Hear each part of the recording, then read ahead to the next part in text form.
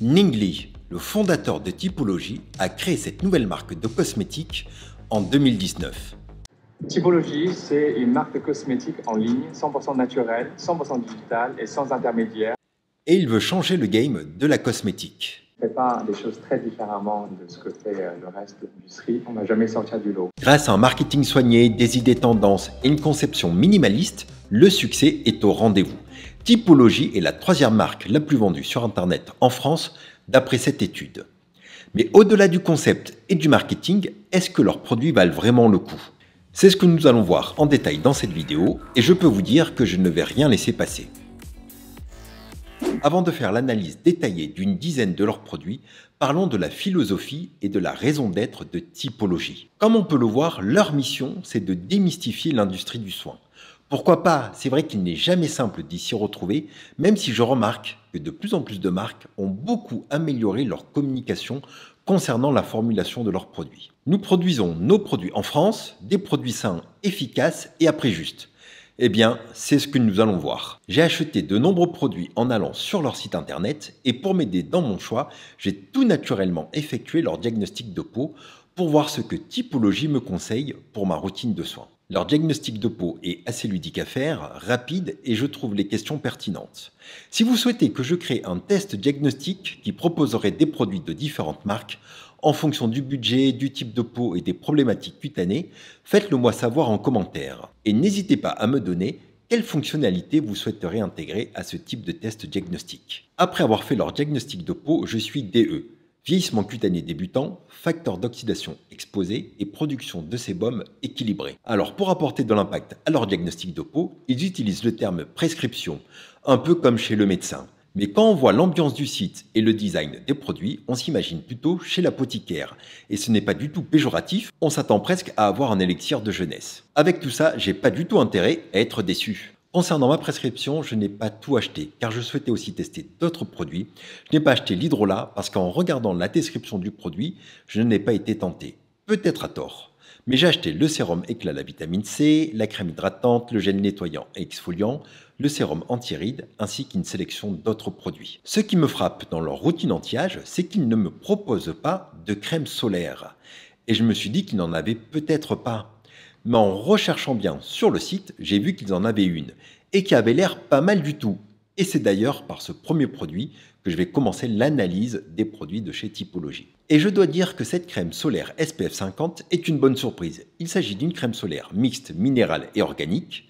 Parmi les 4 filtres organiques, on retrouve le disodium phényl, dibenzidimazole, tétracylphonate qui protège des UVA et qui est hydrosoluble, ce qui permet d'avoir une crème moins grasse, l'uvényl T150 qui protège des UVB, l'uvényl A+, qui protège des UVA, et le Tinosorb S qui protège des UVA et des UVB. Le filtre minéral, c'est le dioxyde de titane qui protège à la fois des UVA et des UVB. Je précise que cette crème ne résiste pas à l'eau, mais elle est vraiment bien conçue pour une utilisation quotidienne. Côté ingrédients hydratants, on a de la glycérine, de l'acide hyaluronique et de l'aloe vera.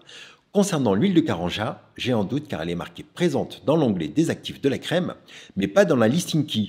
Et bien entendu, j'ai jeté l'emballage où on peut aussi retrouver la listing key des ingrédients. Que cette huile soit présente ou non, je trouve la composition top. Que des bons filtres solaires, pas de parfum, la texture n'est ni trop riche ni trop légère et elle ne laisse pas de traces blanches. Et je pense qu'elle peut convenir à tous les types de peau. Quand j'ai dû choisir quel produit j'allais acheter, je suis allé tout naturellement sur leurs produits best-seller. Et j'ai vu que leur produit numéro 1 était le sérum teinté. Et je me suis laissé tenter par ce produit hybride skincare et make-up.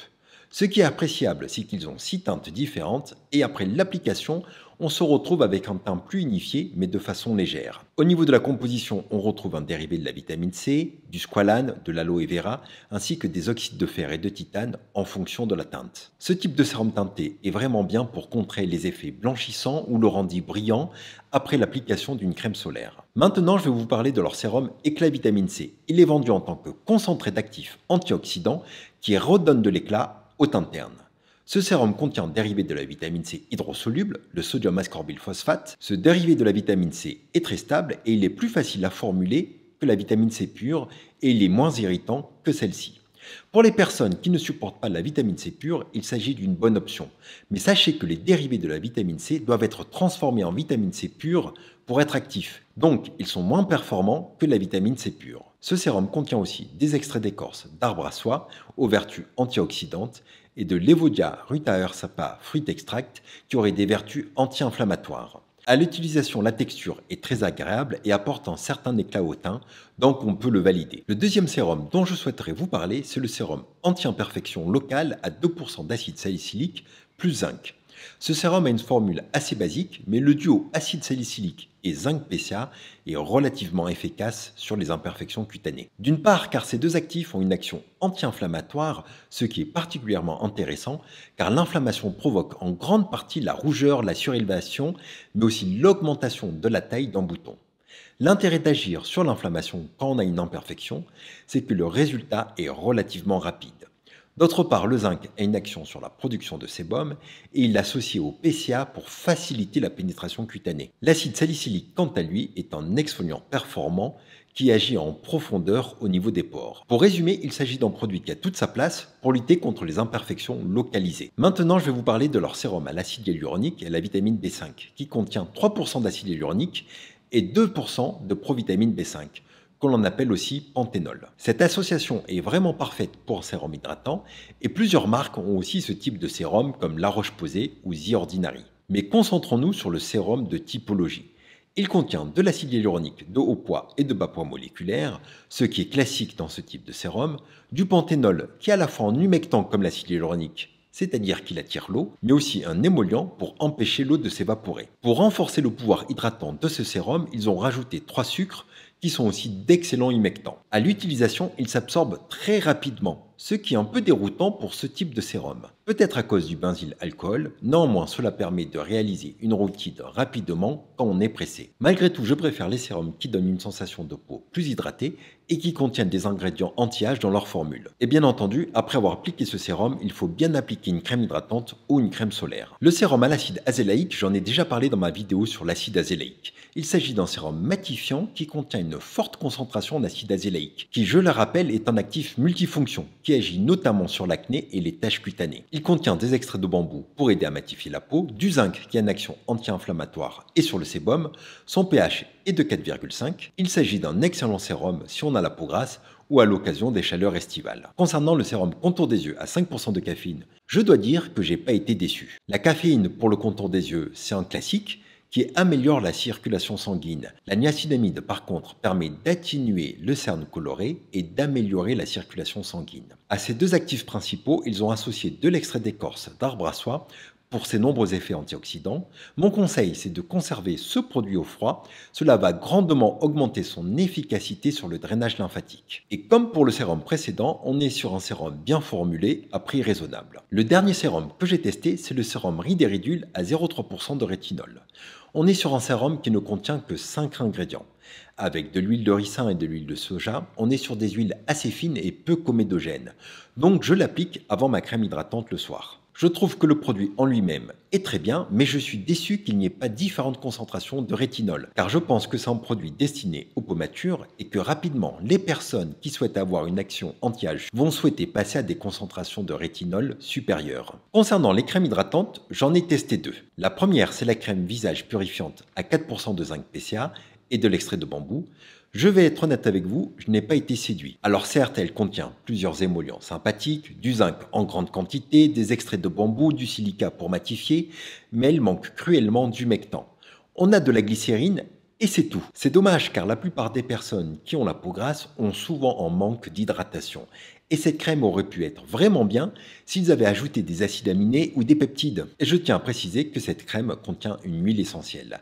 Après, je ne suis pas le candidat idéal pour cette crème car je n'ai pas la peau grasse. Mon conseil, si le côté matifiant de cette crème vous tente, c'est de bien hydrater votre peau avant de l'utiliser avec une lotion et un sérum hydratant. L'autre crème hydratante que j'ai testée, c'est celle qui m'avait été conseillée par le diagnostic de peau. Il s'agit de la crème hydratante à 9 ingrédients qui est beaucoup mieux formulée de mon point de vue, avec des humectants comme de la glycérine, du panthénylglycol issu de la canne à sucre, de l'acide hyaluronique et de l'huile de noix de coco pour nourrir la peau. L'huile de coco est en deuxième position dans la formule. Il s'agit d'une huile assez épaisse mais qui a d'excellentes propriétés nourrissantes. Elle est même considérée supérieure aux huiles minérales d'après cette sérieuse étude publiée dans l'International Journal of Dermatology. Cependant, cette huile est réputée comédogène. Donc si vous êtes sujet aux imperfections, je vous aurais prévenu. On est comme souvent chez Typologie dans une formulation assez simple mais très bien conçue. Je vous conseille particulièrement cette crème si vous avez la peau sensible et si votre type de peau n'est pas dans les extrêmes. Si vous avez la peau très sèche, elle va manquer d'ingrédients nourrissants. Et si vous avez la peau très grasse, elle sera trop riche. Et pour terminer, je vais vous parler de leur gel nettoyant à 5% de PHA et à l'aloe vera. Il s'agit d'un bon gel nettoyant que je trouve très bien formulé. Et on va regarder sa composition en détail. Le premier ingrédient, c'est l'eau. Puis on retrouve du coco glucoside, c'est un tensioactif non ionique, très doux. Par exemple, c'est un tensioactif qu'on retrouve dans le gel nettoyant de Bioderma. Ensuite, on a du gluconolactone qui a un PHA, un polyhydroxyacide. Il s'agit d'un acide exfoliant peu agressif qui est aussi un hydratant. Ensuite, on a le cocobétaïne qui est un tensioactif dérivé de la coco qui a des propriétés moussantes, de la glycérine pour hydrater, du xanthan gomme pour améliorer la texture, du sodium hydroxyde pour rendre le nettoyant moins acide, de l'aloe vera, une huile essentielle d'orange, de l'inuline pour prendre soin de son microbiome, du sodium chloride qui sert d'épaississant, du benzyl alcool qui est en conservateur, de l'acide citrique et du sodium citrate pour acidifier le pH, le déhydroacétique acide qui est en conservateur, différents sucres pour l'hydratation et du limonène qui participe à l'odeur fruitée du nettoyant. Mais il fait aussi partie des 26 allergènes réglementés en Europe. Mais soyons honnêtes, ce n'est pas parce qu'il est classifié comme allergène que vous allez forcément faire une allergie à ce produit. Il faut simplement être au courant. Pour moi, il s'agit d'un bon nettoyant bien conçu, c'est-à-dire qu'il reste relativement doux, mais il regorge d'ingrédients pour exfolier et hydrater la peau en douceur. Par contre, il contient une huile essentielle et du limonène qui peuvent provoquer des allergies. Maintenant, je vais vous donner mon avis global sur cette marque et je vais commencer par le défaut principal. Les pipettes sont vraiment mal conçues. On est souvent obligé de s'y reprendre à plusieurs fois avant de pouvoir retirer le produit du flacon. Sinon, pour la livraison des produits, rien à dire. Ils arrivent rapidement et la finesse des flacons fait qu'ils peuvent être déposés facilement dans une boîte aux lettres. Pour conclure, mon expérience avec les soins de Typologie est globalement très bonne. J'ai apprécié la plupart de leurs produits. Ils ont fait des choix forts en créant cette marque il y a 3 ans, en surfant sur la vague de la clean beauty, mais sans faire de compromis sur l'efficacité, car ils utilisent des actifs dont on connaît l'efficacité et l'origine. On est donc bien loin d'une marque ordinaire, même s'ils se sont inspirés de The Ordinary en nommant certains de leurs produits par le ou les ingrédients actifs avec leur concentration, mais en adoptant une formulation plus minimaliste. Le minimalisme, ça a du bon, mais parfois je préfère les formulations plus complètes et plus complexes, pour ne pas avoir besoin de multiplier les étapes dans ma routine de soins. Néanmoins, je pense qu'ils ont eu raison de faire des choix forts, car quand on souhaite plaire à tout le monde, au final, on plaît à personne. Et il est certain que je recommanderai certains de leurs produits et que j'en testerai d'autres à l'avenir. J'espère que cette vidéo vous a plu et n'hésitez pas à partager votre avis sur Typologie en commentaire.